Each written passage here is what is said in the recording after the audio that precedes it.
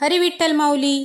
तर आज आपण जगद्गुरु संत तुकोबाराय यांचा प्रयत्न या विषयावरती अभंग पाहणार आहोत. तुकाराम महाराज प्रयत्नवादाचे फार मोठे पुरस्कर्ते होते.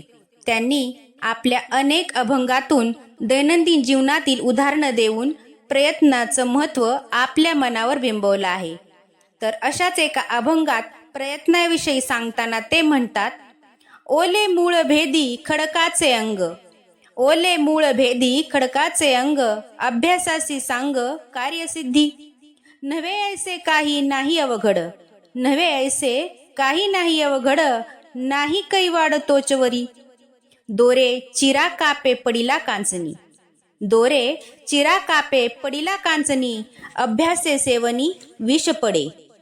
तुका म्हणे कैचा बैसन्यासी ठाव, तुका म्हणे कैचा बैसन्यासी ठाव, जठरी बाळावाव एकाएकी.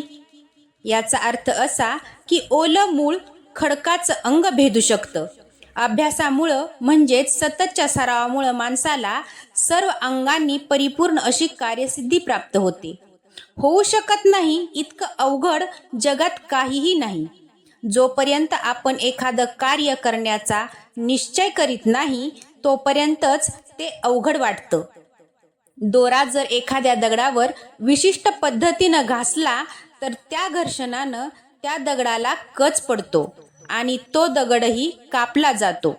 अभ्यासामुळं विषही पचनी पडू शकतं.